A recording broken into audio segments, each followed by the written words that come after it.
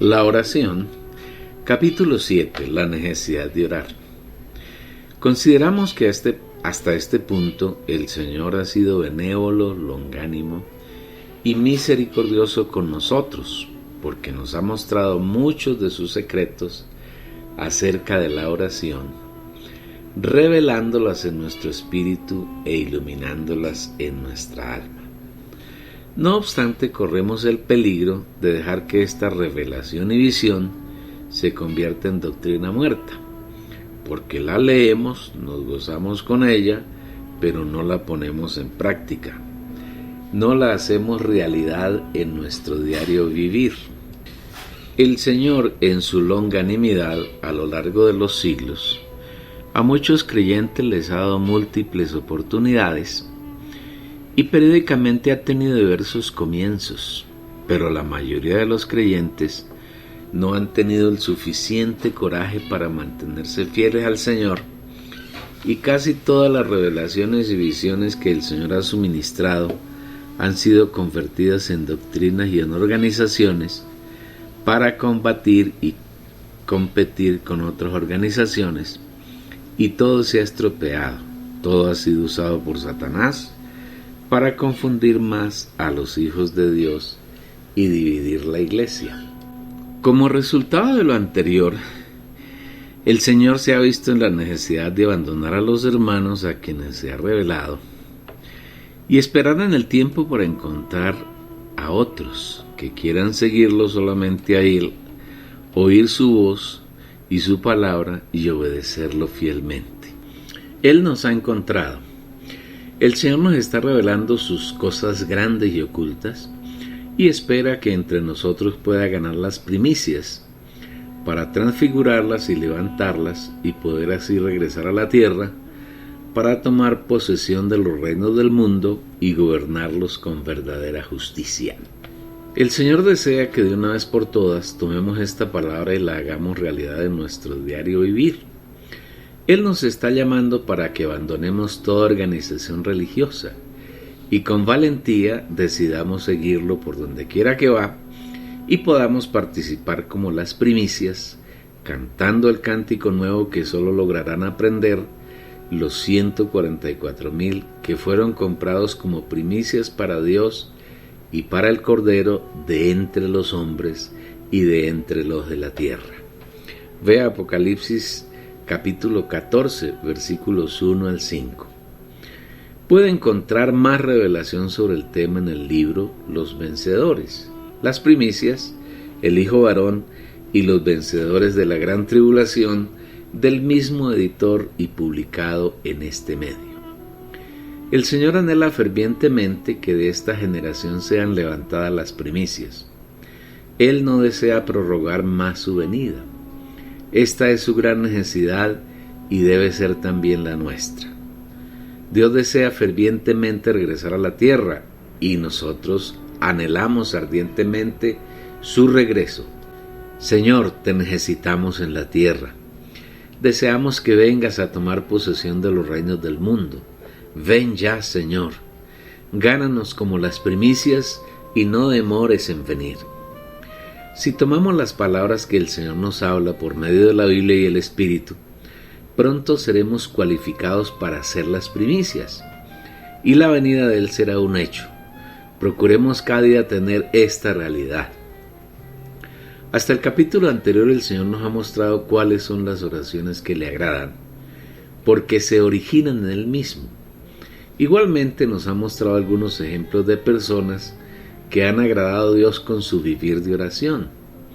También hemos visto 3 grandes oraciones, una de ellas proferida por el Señor Jesús mismo y las otras 2 exteriorizadas por medio de Pablo. Esperamos que los lectores vean en los capítulos anteriores todo lo que el Señor nos ha dado y lo vivan diariamente. Esto será muy agradable al Señor. En este capítulo deseamos hablar de una parábola relatada por el Señor Jesús en Lucas 18, que establece la necesidad de orar y no desmayar.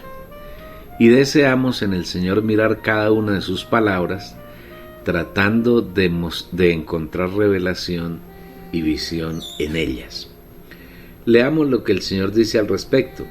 También les dijo Jesús una parábola sobre la necesidad de orar siempre y no desmayar, diciendo: había en una ciudad un juez que ni temía a Dios ni respetaba a hombre. Había también en aquella ciudad una viuda, la cual venía a él diciendo: hazme justicia de mi adversario. Y él no quiso por algún tiempo, pero después de esto dijo dentro de sí: aunque ni temo a Dios ni tengo respeto a hombre, sin embargo, porque esta viuda me es molesta, le haré justicia, no sea que viniendo de continuo me agote. Y dijo el Señor: oíd lo que dice el juez injusto. ¿Y acaso Dios no hará justicia a sus escogidos, que claman a él día y noche, y aunque los haga esperar? Os digo que pronto les hará justicia. Pero cuando venga el Hijo del Hombre, ¿hallará fe en la tierra? Lucas capítulo 18, versículos 1 al 8. El Señor acostumbró a hablar por parábolas cuando trató con personas que no eran sus discípulos. Y en Mateo 13 explica la razón de su actitud. Porque a vosotros os ha sido dado a conocer los misterios del reino de los cielos, mas a ellos no les ha sido dado. Porque a cualquiera que tiene se le dará y tendrá en abundancia, pero al que no tiene, aún lo que tiene le será quitado. Por eso les hablo en parábolas, porque viendo no ven, y oyendo no oyen ni entienden. Y se cumple en ellos la profecía de Isaías que dice: de oído oiréis y no entenderéis, y viendo veréis y no percibiréis. Porque el corazón de este pueblo se ha engrosado, y con los oídos han oído pesadamente, y han cerrado los ojos para que no vean con los ojos, y oigan con los oídos, y con el corazón entiendan, y se conviertan, y yo los sane.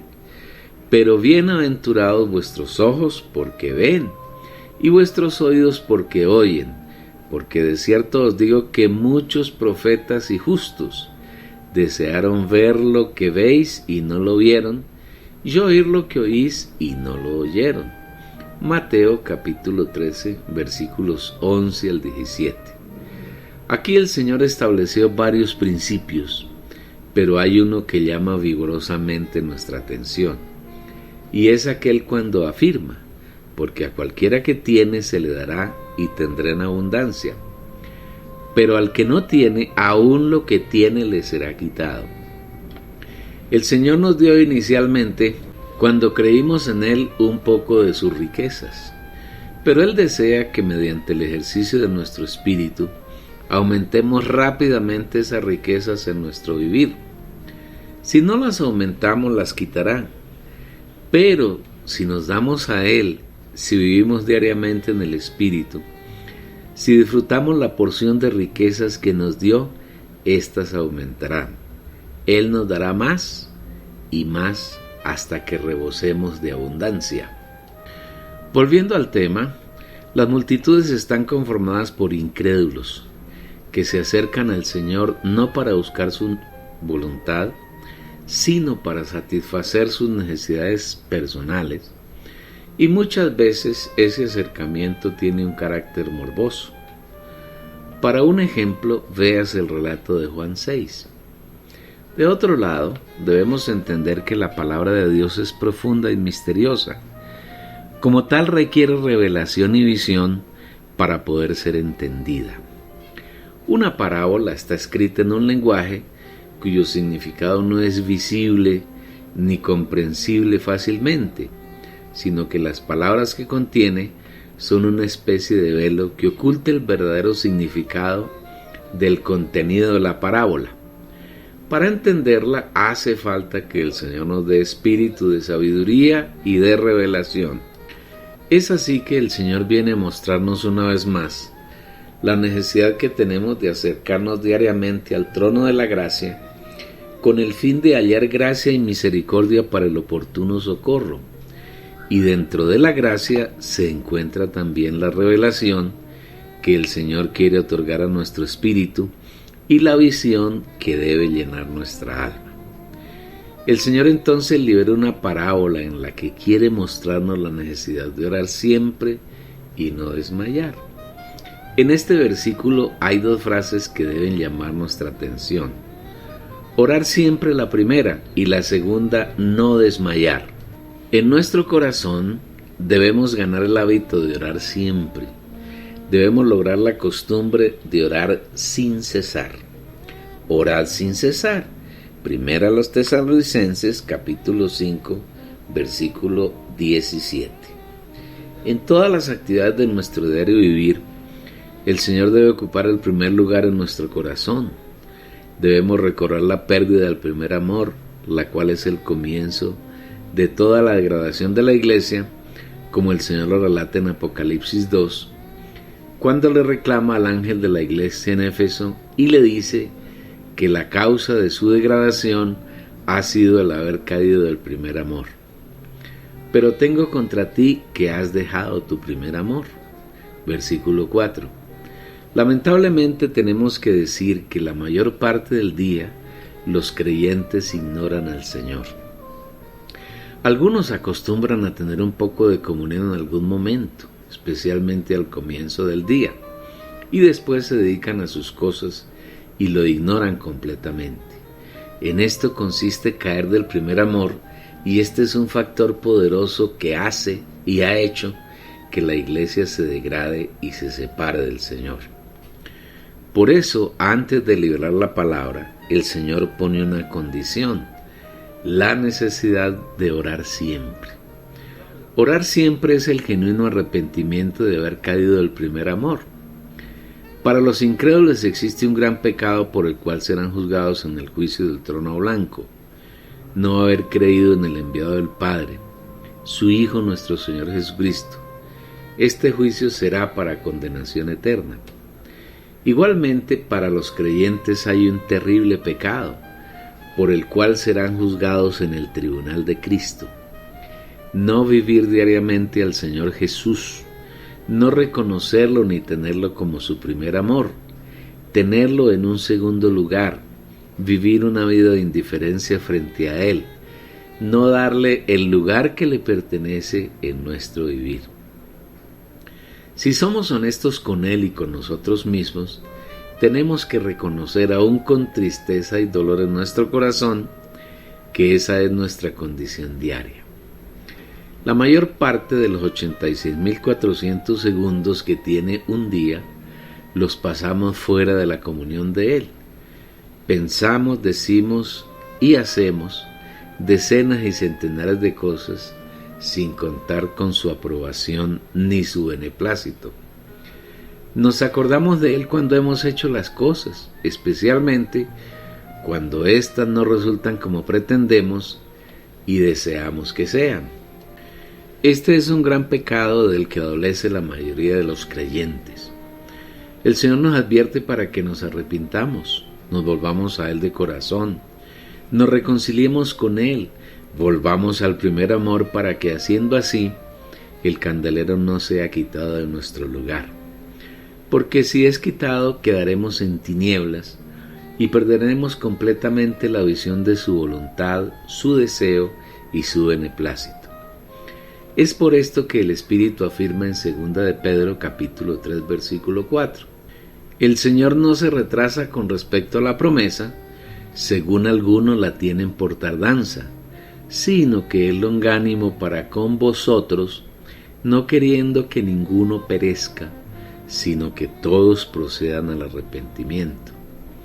Observe que el Señor aquí habla de arrepentimiento, y este no se da entre los incrédulos. Quienes hemos creído en el Señor Jesús, ganamos la capacidad de arrepentirnos, porque ésta es otorgada por el Espíritu a quienes lo han recibido únicamente. El Señor afirma que Él no quiere que ninguno perezca, sino que todos procedamos al arrepentimiento. ¿De qué debemos arrepentirnos? Ya lo hemos dicho: de no vivir al Señor en nuestro día a día, de no darle el primer lugar en nuestro corazón, lugar que le corresponde exclusivamente a Él. Debemos arrepentirnos de no vivir en comunión con Él. Debemos arrepentirnos del poco tiempo que disponemos para entrar en nuestro aposento y cerrando la puerta tener intimidad con Él. Necesitamos arrepentirnos de la costumbre malsana de ignorarlo en la mayor parte de las áreas de nuestra vida.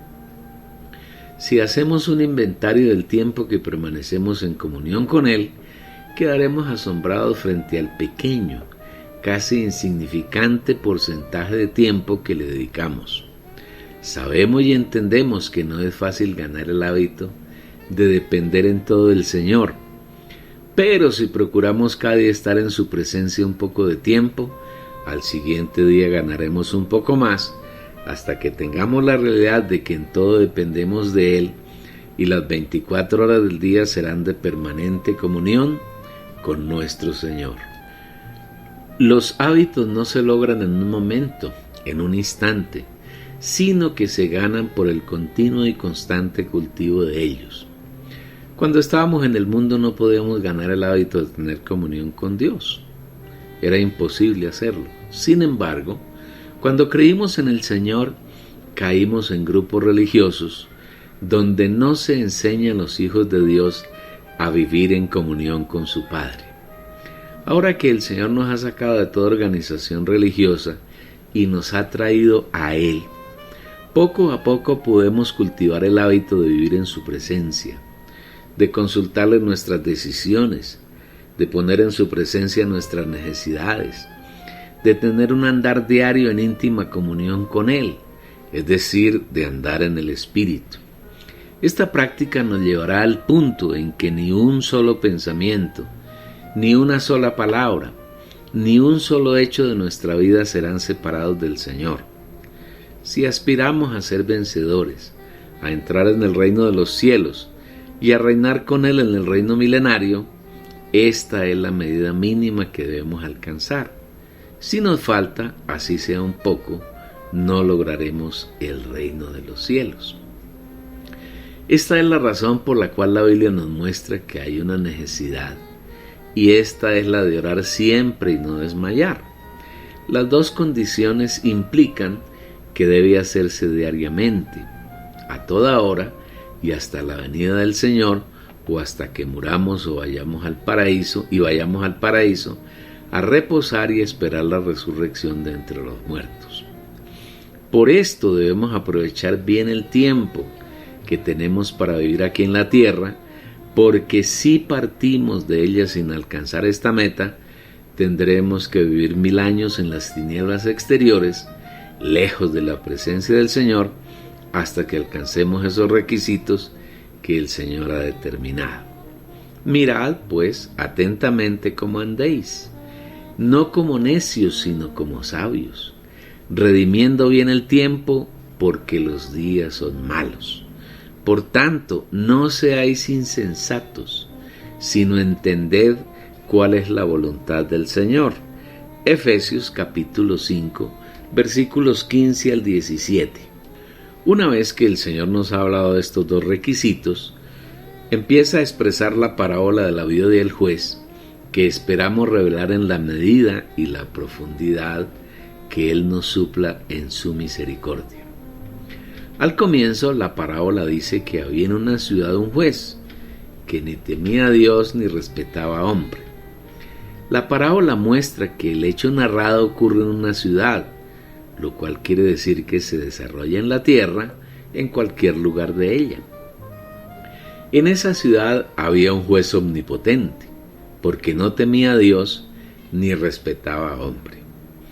El único omnipotente que está por encima de los hombres y que no necesita temer a Dios es el Señor, porque es Dios mismo.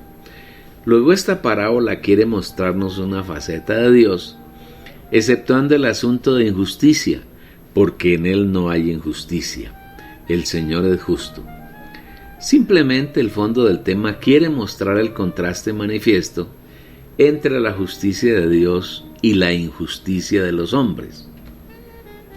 Injusticia sembrada por Satanás en ellos. Luego continúa diciendo la parábola: había también en aquella ciudad una viuda. El otro lado de la parábola es una viuda, una mujer que ha perdido a su marido porque ha muerto y no tiene amparo, no tiene en quien apoyarse, no tiene quien la defienda, ni le provea sus necesidades. Los creyentes hoy somos como esta viuda, especialmente aquellos que no tienen realidad en su diario vivir de quién es el Señor, de la obra de redención que ha realizado por ellos, e ignoran el hecho de que Dios mora en sus espíritus y desde allí desea ganar sus almas, sus corazones, si se disponen para llenarlos. Esa viuda, esa mujer desamparada, recurrió al juez que no temía a Dios ni respetaba a hombre, para que éste le hiciera justicia de su adversario, la cual venía él diciendo: hazme justicia de mi adversario. Es interesante notar la intención y el interés de la viuda. Ella no le pidió al juez que le diera riquezas, que ordenara que le fueran entregadas casas, terrenos o bienes materiales, sino que le hiciera justicia de su adversario. Cuando leemos esta frase, inmediatamente recordamos uno de los apartes de la constitución del reino de los cielos, consignado en Mateo 5. Bienaventurados los que tienen hambre y sed de justicia, porque ellos serán saciados. Versículo 6. La viuda viene al juez para que le haga justicia de su adversario. Y el Señor dice que uno de los requisitos para ser ciudadano del reino de los cielos es vivir hambriento y sediento de justicia. Cuando tenemos hambre y sed de justicia, el Señor nos sacia. Debemos tener claridad de qué es la justicia y saber que la justicia es la persona de Dios, es Dios mismo. En nadie distinto a Dios hay justicia. Satanás es injusto y todos los hombres están llenos de injusticia, porque han sido permeados por el injusto. La misma palabra lo declara así, según está escrito: no hay justo ni aun uno. Romanos capítulo 3, versículo 10. Si la viuda viene al juez a pedirle que le haga justicia de su adversario, en verdad lo que está pidiendo es que la llene de justicia, que le proporcione justicia, y la justicia se encuentra solo en el Señor. En palabras sencillas, lo que la viuda desea es ser llena de Dios. No olvidemos que la Biblia dice al comienzo del pasaje que Jesús le refirió una parábola sobre la necesidad de orar siempre y no desmayar.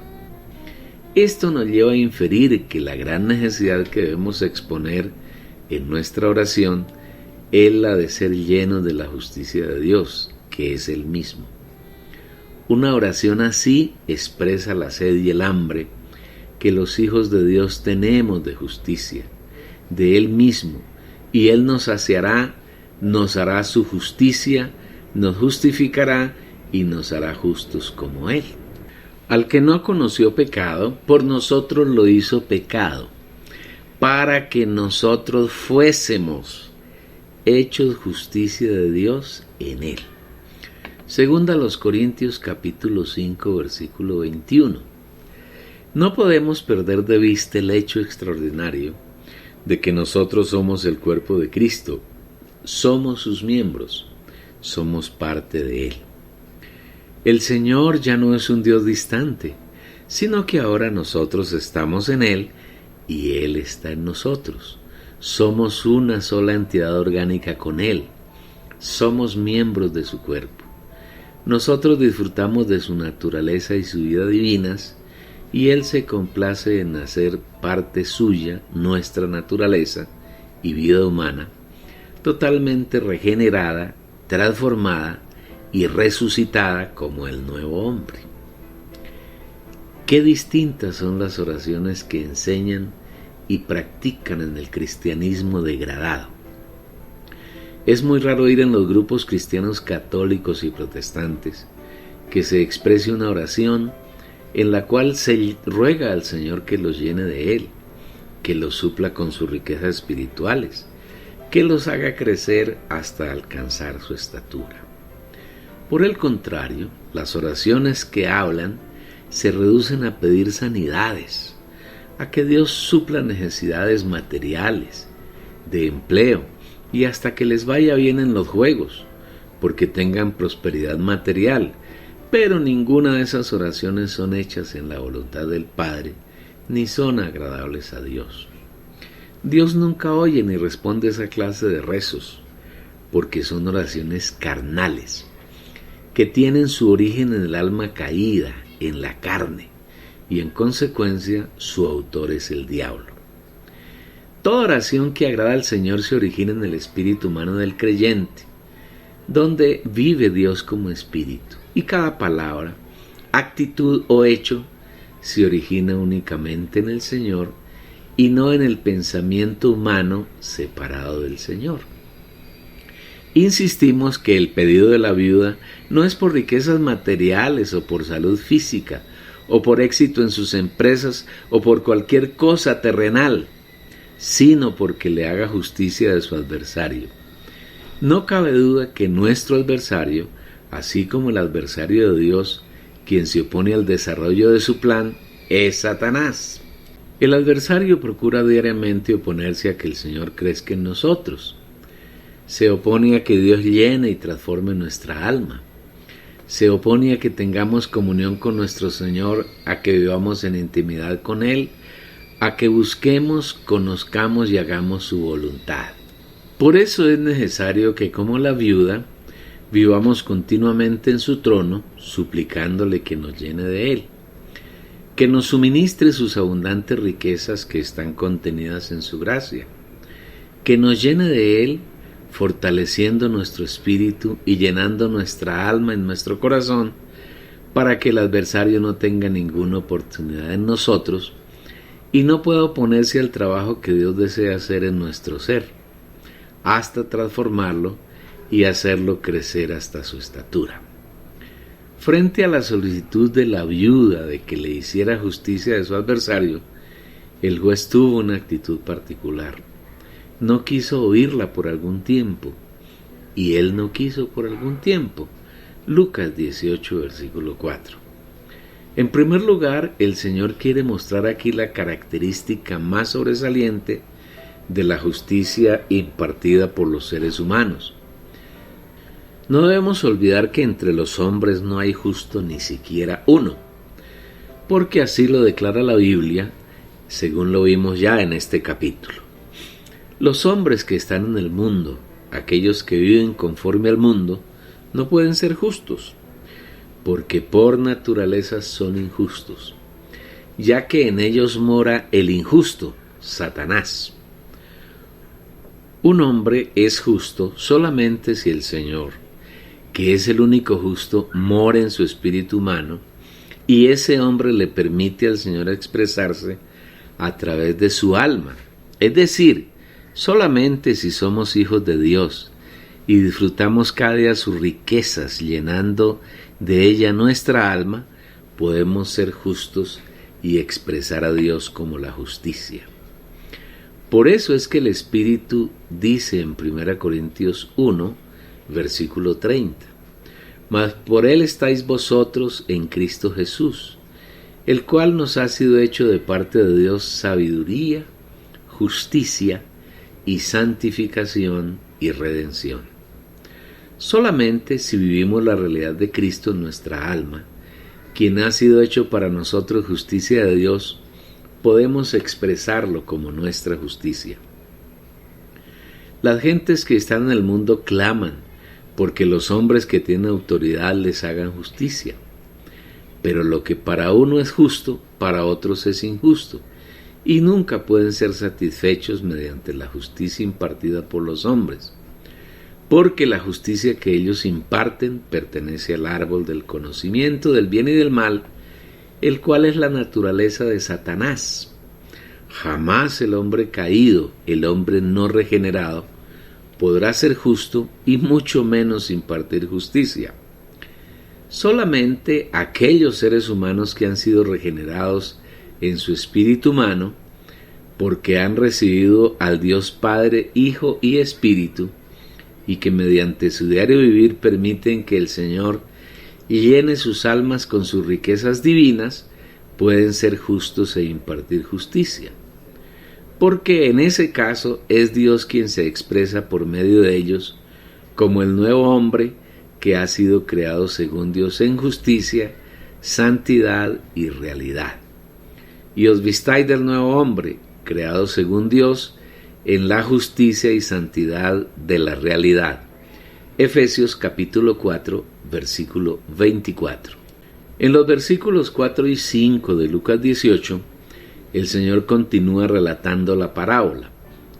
Pero después de esto dijo dentro de sí: aunque ni temo a Dios, ni tengo respeto a hombre, sin embargo, porque esta viuda me es molesta, le haré justicia, no sea que viniendo de continuo me agote. El juez reflexionó en sí mismo y decidió que era mejor no permitir que la viuda le agotara la paciencia. En su decisión no tuvo en cuenta ni el temor a Dios, ni el respeto por el hombre, sino que en su soberanía decidió responder la petición de la mujer. Esta es una manifestación de la forma soberana en que Dios actúa con respecto a las peticiones de sus hijos. El Señor nunca puede ser coaccionado ni manipulado, y jamás oye ni responde una oración que no sea hecha según su voluntad. En el cristianismo contemporáneo degradado ocurre todo lo contrario en las oraciones que hacen. La inmensa mayoría de esas oraciones no son conforme a la voluntad del Padre, porque no se realizan en el aposento más interior, es decir, en el espíritu humano, de quienes las liberan, ni son secretas como le agrada al Padre. Y cuando oréis, no seáis como los hipócritas, porque ellos aman el orar en pie en la sinagoga y en las esquinas de las calles, para ser vistos de los hombres. De cierto os digo que ya tienen toda su recompensa. Mas tú cuando ores, entra en tu aposento, el aposento interior de ti en el griego, y cerrada la puerta, ora a tu Padre que está en secreto, y tu Padre que ve en lo secreto te recompensará. Mateo capítulo 6, versículos 5 y 6. No se puede pretender forzar a Dios mediante la oración a que haga conforme pedimos y de acuerdo con nuestro querer y deseo, sino que una vez que estemos frente al trono de la gracia, debemos esperar a que sea Él quien inicia la oración, la continúe y la responda. Un esquema más o menos cercano a la oración que haga a Dios será el siguiente. En primer lugar, Dios tiene una carga en su corazón por los asuntos en que su voluntad debe ser hecha en la tierra. En segundo lugar, Él procura encontrar a alguien en la tierra, un hijo o hijos suyos, que quieran ser uno con Él para entregarle o entregarle su carga. En tercer lugar, cuando ha encontrado a ese hijo dispuesto, pone su carga en el creyente y éste ora conforme a la voluntad del Padre. Por último, Dios responde la oración porque salió de Él y volvió a Él. Esta es la razón por la cual el juez demoró algún tiempo en atender la petición de la viuda. Hay millones de oraciones que Dios nunca responde, porque no las oye, y no las oye porque no contienen el ingrediente de su voluntad, porque no se originan en Él.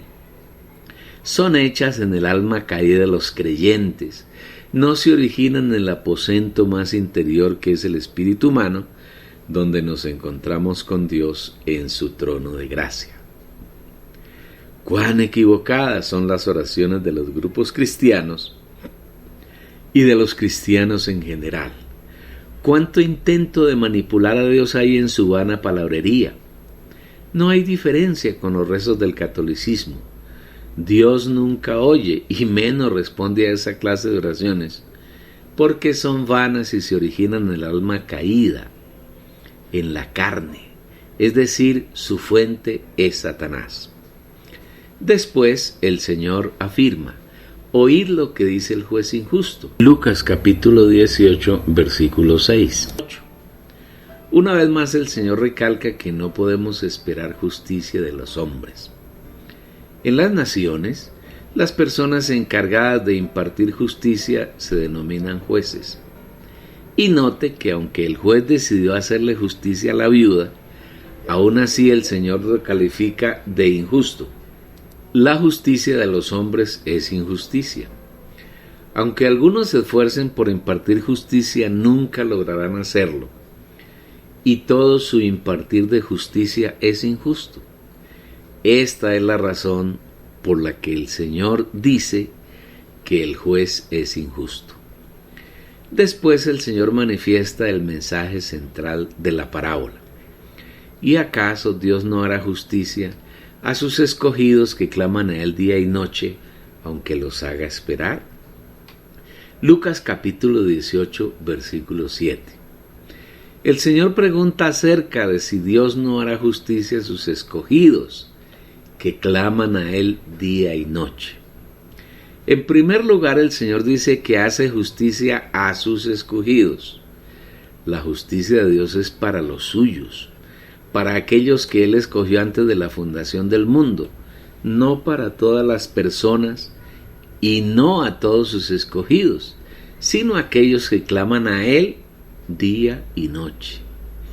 Una vez más tenemos que insistir en que este clamor no tiene nada que ver con las cosas que a cada creyente se le ocurran. No tiene relación con las oraciones que se originan solamente en la emoción, la voluntad o la mente del creyente, sino en aquellas que se originan en el espíritu del creyente, donde mora Dios como el espíritu, y se logra poniendo la mente en el espíritu humano. Hace falta entender que Dios tiene una prioridad y una necesidad, su reino, que se haga su voluntad en la tierra y que su reino sea establecido aquí. Esta es la razón por la cual, cuando el Señor Jesús nos enseñó a orar, dijo que una de las prioridades en la oración de los creyentes es que la voluntad del Padre sea hecha en la tierra y que a la tierra venga su reino. Vosotros, pues, oraréis así: venga tu reino, hágase tu voluntad, como en el cielo, así también en la tierra. Mateo capítulo 6, versículos 9 y 10. La voluntad del Padre es que su reino, el reino de los cielos, y el reino de Dios sea establecido en la tierra. Y este debe ser el clamor de sus escogidos, que claman a Él día y noche, para que el Padre les haga justicia. A esto también se refirió el Señor Jesús cuando habló de una de las características interiores de los ciudadanos del reino de los cielos en Mateo 5:6. Bienaventurados los que tienen hambre y sed de justicia, porque ellos serán saciados. Cuando esta llega a ser nuestra oración, podemos estar seguros de que el Señor no se tardará en respondernos.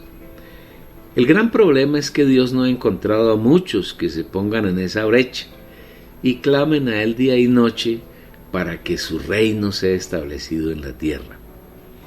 Hoy ocurre exactamente lo que ocurría en el Antiguo Testamento, cuando el Señor declara que estaba admirado porque buscaba a alguien que se pusiera en la brecha para que no destruyera la tierra, y no lo halló.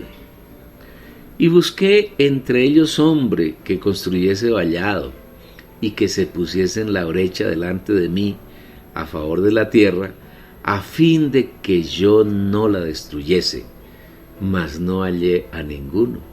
Ezequiel capítulo 22, versículo 30. Tenemos la esperanza de que el Señor lo haya encontrado a usted y a su familia, y así encontrará a muchas familias como la suya, siendo un buen número los que claman al Señor día y noche, porque venga su reino y su voluntad sea hecha en la tierra, así como se hace en el cielo. La respuesta del Señor no se hará esperar mucho tiempo, y la respuesta a esa oración consistirá en que Él vendrá a la tierra a tomar posesión de los reinos que hay en ella y a establecer su reino de justicia junto con los vencedores, que son aquellos que claman a Él día y noche por su venida. Os digo que pronto les hará justicia. Lucas capítulo 18, versículo 8. No obstante, nuestro clamor no debe ser solamente porque el Señor venga, sino porque transforme nuestra alma, porque llene nuestro corazón de sus riquezas, ya que en la medida en que seamos llenos de sus insondables riquezas, el Señor tendrá por quiénes venir y tendrá a qué venir.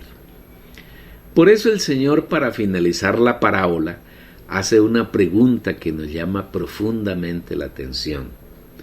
Pero cuando el Hijo del Hombre venga, ¿hallará fe en la tierra? Lucas capítulo 18, versículo 8. La pregunta es bien significativa si se tiene en cuenta la actitud de las gentes de estos tiempos hacia Dios y la actitud de los creyentes contemporáneos hacia nuestro Señor. Parece ser que en la medida que se acerca el día de la venida del Señor, la fe va menguando y el Señor cuenta hoy con muy pocos de sus hijos que lo sigan a Él, que lo amen de corazón sincero, que tengan interés solamente en sus deseos y que cumplan su voluntad.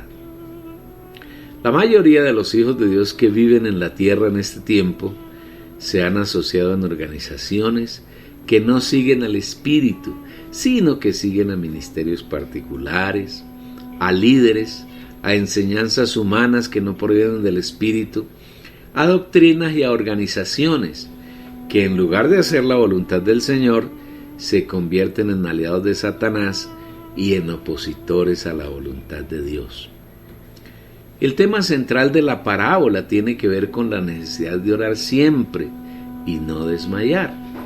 Y para concluir la parábola, el Señor hace esa pregunta que resuena hasta lo más profundo de nuestro ser. Cuando venga el Hijo del Hombre, ¿hallará fe en la tierra? El Señor pregunta si a su regreso habrá hijos suyos que lo amen, que lo busquen, que vivan en comunión con Él, que oigan su palabra y la pongan por obra, que amen su venida, que le permitan prepararlos transformando sus almas y llenando sus corazones para entrar en el reino de los cielos. Esta es la razón por la cual las primicias, que son los creyentes que el Señor transformará y llevará vivos a su trono, son tan pocos comparados con la población total del mundo y con el número total de cristianos y de creyentes genuinos, solamente 144,000 según Apocalipsis 14, 1 al 5. Actualmente en la tierra hay más de 7.500 millones de personas y en el cristianismo hay alrededor de 2.200 millones. Por supuesto, la mayoría de ellos no son creyentes genuinos, sino falsos creyentes. Si consideramos que el 10% de las personas que se dicen ser cristianas son creyentes genuinos, estamos hablando de alrededor de 220 millones de creyentes genuinos, hijos de Dios que han nacido de nuevo, que han sido regenerados, que han creído en el nombre del Señor Jesús, lo han recibido y se han constituido en hijos de Dios.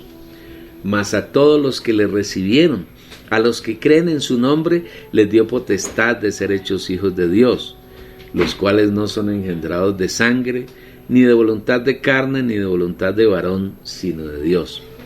Juan capítulo 1 versículos 12 y 13.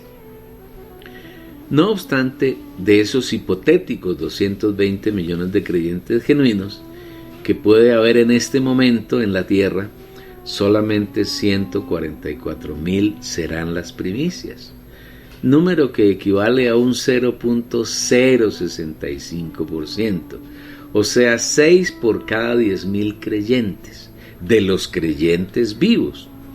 Pero teniendo en cuenta que los 144,000 no es un número literal, sino real, que hace referencia a aquellos creyentes que en su vida en la tierra han alcanzado la plena saturación de la vida y de la naturaleza divina en su alma, pueden ser menos de ese número o más que ellos.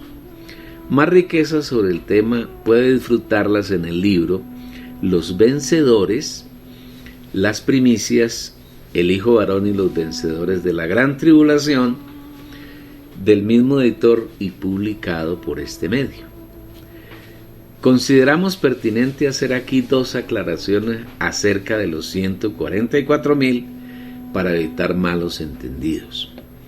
En primer lugar, debemos saber que hay en la Biblia, específicamente en Apocalipsis, dos grupos de 144,000. El primer grupo está en Apocalipsis 7, donde serán sellados 144,000 de las 12 tribus de Israel, 12,000 de cada tribu, con el fin de que durante la gran tribulación el anticristo no les haga daño. Estos son israelitas y hacen parte del pueblo de Israel. Vi también a otro ángel que subía de donde sale el sol y tenía el sello del Dios vivo, y clamó a gran voz a los 4 ángeles, a quienes se les había dado potestad para hacer daño a la tierra y al mar, diciendo: no hagáis daño a la tierra ni al mar, ni a los árboles, hasta que hayamos sellado en sus frentes a los esclavos de nuestro Dios. Y oí el número de los sellados, 144,000 sellados de todas las tribus de los hijos de Israel. De la tribu de Judá, 12,000 sellados. De la tribu de Rubén, 12,000 sellados. De la tribu de Gad, 12,000 sellados. De la tribu de Aser, 12,000 sellados. De la tribu de Neftalí, 12,000 sellados. De la tribu de Manasés, 12,000 sellados. De la tribu de Simeón, 12,000. De la tribu de Leví, 12,000. De la tribu de Isaacar, 12,000. De la tribu de Zabulón, 12,000. De la tribu de José, 12,000. Y de la tribu de Benjamín, 12,000 sellados. Apocalipsis capítulo 7, versículos 2 al 8. El segundo grupo de 144,000, totalmente diferente del anterior, tiene que ver con las primicias y está registrado en Apocalipsis 14, versículos 1 al 5. Después miré y aquí el Cordero estaba en pie sobre el monte de Sión, y con él 144,000, que tenían el nombre de él y el de su Padre escrito en la frente. Y oí una voz del cielo como estruendo de muchas aguas, y como sonido de un gran trueno, y la voz que oí era como de arpistas que tocaban sus arpas y cantan un cántico nuevo delante del trono y delante de los 4 seres vivientes y de los ancianos. Y nadie podía aprender aquel cántico sino aquellos 144,000 que fueron comprados de la tierra. Estos son los que no se contaminaron con mujeres, pues son vírgenes. Estos son los que siguen al Cordero por donde quiera que va. Estos fueron comprados de entre los hombres como primicias para Dios y para el Cordero, y en sus bocas no fue hallada mentira, pues son sin mancha. Estos 144,000 son tomados de entre los de la tierra y de entre los hombres, y son aquellos santos hijos de Dios que aprovecharon su estancia en la tierra para saturar sus almas con las insondables riquezas de Cristo. Estos 144,000 serán transfigurados y arrebatados vivos antes de la gran tribulación, también el hijo varón, que serán resucitados, y serán llevados directamente al trono de Dios, con el fin de cantar un cántico nuevo que solo ellos pueden aprender, y serán la primera parte de la gran cosecha de Dios. El resto de la cosecha será segada en 2 tiempos diferentes. Una gran multitud que nadie podía contar en el cielo, de toda tribu, lengua y nación, que habrán pasado por la gran tribulación. Después de esto miré y aquí una gran multitud, la cual nadie podía contar, de toda nación y tribu y pueblo y lengua, que estaban de pie delante del trono y del Cordero, vestidos de vestiduras blancas, con palmas en las manos, y claman a gran voz diciendo: la salvación pertenece a nuestro Dios, que está sentado en el trono, y al Cordero. Y todos los ángeles estaban en pie alrededor del trono, y de los ancianos y de los 4 seres vivientes, y se postraron sobre su rostro delante del trono, y adoraron a Dios diciendo: amén. La bendición, la gloria, y la sabiduría, y la acción de gracias, y la honra, y el poder y la fortaleza, sean a nuestro Dios por los siglos de los siglos. Amén. Y uno de los ancianos tomó la palabra y me dijo: estos que están vestidos con vestiduras blancas, ¿quiénes son y de dónde han venido? Yo le dije: Señor mío, tú lo sabes. Y él me dijo: estos son los que han salido de la gran tribulación y han lavado sus vestidos y los han emblanquecido en la sangre del Cordero. Por esto están delante del trono de Dios y les sirven día y noche en su templo. Y aquel que está sentado sobre el trono extenderá su tabernáculo sobre ellos. Ya no tendrán hambre ni sed, y el sol no caerá más sobre ellos ni calor alguno, porque el Cordero que está en medio del trono los pastoreará y los guiará a fuentes de aguas de vida, y Dios enjugará toda lágrima de los ojos de ellos. Apocalipsis capítulo 7 versículos 9 al 17. La última parte de la cosecha será segada al final del milenio, para entrar en la Nueva Jerusalén cuando haya finalizado el milenio y con él el reino de los cielos. Estos son los que no lograron ser vencedores antes ni durante la gran tribulación. La segunda aclaración que consideramos conveniente hacer con respecto a los 144,000 tiene que ver con la posición asumida por algunos cristianos y por una secta no cristiana, además herética, conocida como los Testigos de Jehová. Ellos afirman sin tener claridad ni discernimiento sobre los dos grupos de 144,000 que este número hace referencia al total de personas que han de ser salvas y que ellos son esos 144,000, con la cual suscriben la salvación solamente a unos pocos de esa secta. Cae de su peso afirmar que esa es una falsa interpretación de la Biblia, como son falsas todas las enseñanzas de esa secta llamada Testigos de Jehová. Dadas las aclaraciones, podemos concluir que las primicias, es decir, los hijos de Dios que en este tiempo cercano a su venida siguen al Cordero por donde quiera que va, son un número muy pequeño, y por eso el Señor afirma: no temáis, pequeño rebaño, porque vuestro Padre se ha complacido en daros el reino. Lucas capítulo 12 versículo 32.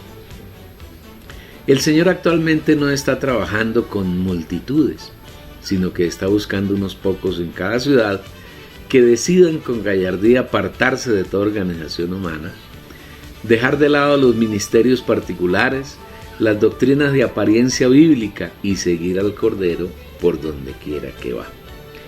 Todos esos grandes esfuerzos que hacen el catolicismo romano, el catolicismo ortodoxo oriental y los líderes de los grupos evangélicos protestantes, supuestamente por predicar el evangelio, no son nada más que negocios religiosos que suministran poder económico y político a sus líderes.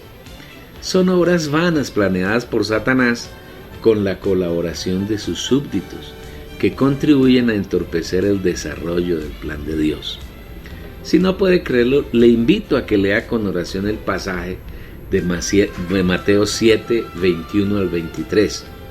No todo el que me dice Señor, Señor entrará en el reino de los cielos, sino el que hace la voluntad de mi Padre que está en los cielos. Muchos me dirán en aquel día: Señor, Señor, ¿no profetizamos en tu nombre? Y en tu nombre echamos fuera demonios, y en tu nombre hicimos muchas obras poderosas. Entonces les declararé: nunca os conocí, apartaos de mí, hacedores de iniquidad.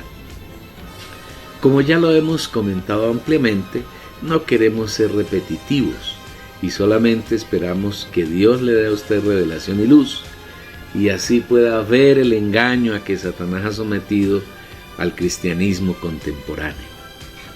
Cuando el Señor dio conclusión a la parábola preguntando si encontraría fe cuando regresara a la tierra, está inquietando el corazón de aquellos hijos que quieran buscarlo en espíritu y con realidad. Aquellos hijos que solo tienen interés en Él, en su persona y en su plan. En otras palabras, Dios lo está llamando a usted, amable lector, para que escuche su voz, salga del redil en el que tal vez ha estado encerrado por muchos años, le abra la puerta y le permita cenar con usted, y a la vez usted pueda cenar con Él. He aquí, yo estoy a la puerta y llamo. Si alguno oye mi voz y abre la puerta, entraré a él y cenaré con él, y Él conmigo. Apocalipsis 3:20.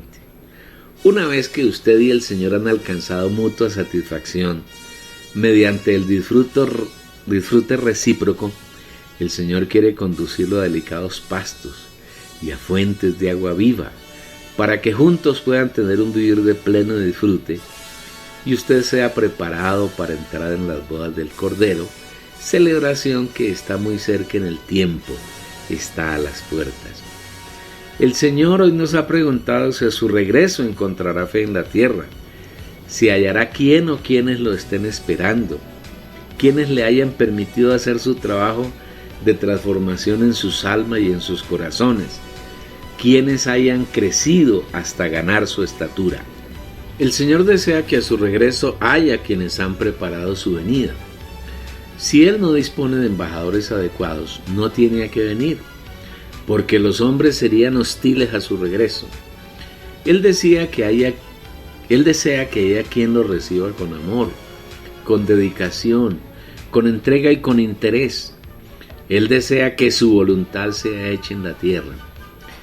Todos los lectores de este libro están siendo llamados por el Señor para que sean sus embajadores, para que sean aquellos que preparan su venida, que lo esperan, que desean que Él venga a tomar posesión de los reinos de la tierra. Usted y su familia necesitan ser aquellos que, como la viuda, suplican noche y día al juez, que en este caso es el Señor mismo, para que les haga justicia, para que lo llene de todas sus riquezas, para que supla abundantemente su hambre y sed de justicia. Si usted mira el cristianismo contemporáneo y lo hace a la luz del Espíritu, estamos seguros que sentirá una profunda tristeza, porque verá cómo Satanás ha engañado aún a los creyentes genuinos y los ha desviado llevándolos a andar detrás de líderes, ministerios particulares, enseñanzas aparentemente bíblicas y organizaciones para que no puedan tener revelación y no puedan ver lo que el Señor quiere y está haciendo con respecto al desarrollo de su plan. Usted y su familia, querido lector oyente, han de ser quienes responden afirmativamente la pregunta que el Señor ha formulado al final de la parábola de la viuda y del juez, que en verdad es la parábola de la necesidad de orar siempre y no desmayar, y decirle que están dispuestos a ser aquellos que el Señor encuentre clamando día y noche cuando Él regrese.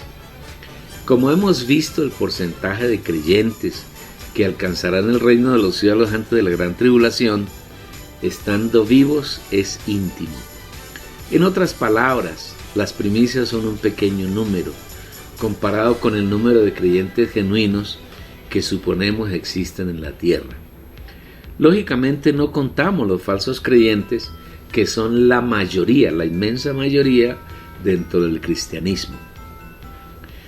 En la tierra actualmente hay cerca de 1.966.000 ciudades en 247 países.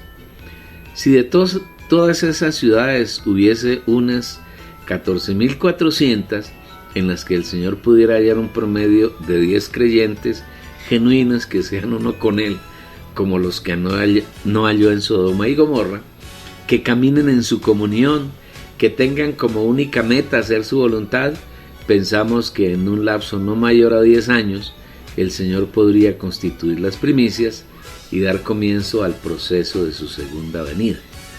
A Él no le interesan las multitudes ni las megaiglesias. Él está buscando familias que quieran amarlo, que le permitan ser el centro de sus vidas, que lo oigan por donde quiera que va. Y usted, apreciado lector oyente, está siendo llamado junto con su familia para que se haga uno con Él. Todos esos esfuerzos que hacen los líderes evangélicos para ganar miles de adeptos para su causa no tienen nada que ver con el deseo del Señor. Él no está ahí en esos movimientos, no tiene ningún interés porque no son nada distinto a la búsqueda de fama y de riquezas materiales para los líderes, engañando a sus seguidores por medio de falsificar la palabra con sus falsas enseñanzas. Pues no somos como muchos que medran adulterando la palabra de Dios, sino que con sinceridad, como de parte de Dios y delante de Dios, hablamos en Cristo. Segunda a los Corintios, capítulo 2, versículo 17. Sobre este tema, el lector puede encontrar más luz en el libro ¿Cuál iglesia?, del mismo editor. El Señor no ha venido, no porque no quiere o porque ha decidido retardar su regreso, sino porque entre sus hijos no encuentra, aunque sea unos pocos, que decidan seguirlo como el único pastor, que vivan por la unción que está en ellos y que sean encabezados por él. En otras palabras, está esperando que sus hijos procedan al arrepentimiento, como lo expresa el Espíritu por medio de Pedro. El Señor no se retrasa con respecto a la promesa, según algunos la tienen por tardanza, sino que es longánimo para con nosotros, no queriendo que ninguno perezca, sino que todos procedamos al arrepentimiento. Segunda de Pedro, capítulo 3, versículo 9. El arrepentimiento solo pueden tenerlo los creyentes, no los incrédulos. Luego esta palabra está dirigida a todos los creyentes genuinos que hay en la tierra, a todos los genuinos hijos de Dios. Por falta de arrepentimiento, el Señor no ha podido cumplir su promesa de regresar a la tierra. ¿Arrepentimiento de qué? De no permitir que haga su obra en nosotros, de impedirle que nos encabece, de estorbarle, que llene nuestra alma con sus riquezas, para que podamos crecer hasta alcanzar la plena madurez, y llegar a su estatura y estar preparados para entrar en su reino. Tenemos la esperanza de que la revelación y la visión que el Señor nos ha dado lleguen a muchos de sus hijos, que sus velos sean corridos y puedan ver lo que el Señor desea hacer y está haciendo. Usted, amado lector oyente, debe buscar revelación y visión del Señor y convertirse en un difusor de la misma. Si lo hacemos así, cuando menos pensemos, el Señor habrá completado las primicias y aún podremos reclamarle que venga. Que el Señor nos supla con su gracia y podamos cumplir este propósito suyo. Concluye aquí este capítulo 7 del libro La Oración. Esperamos que la revelación que el Señor nos ha suplido a través de él sea su revelación y que usted, amable lector oyente, a partir de esa revelación alcance más revelación. Le rogamos que se suscriba, que dé un clic en la campana y así lo mantendremos al tanto de las novedades de este canal, que cada semana son muchas.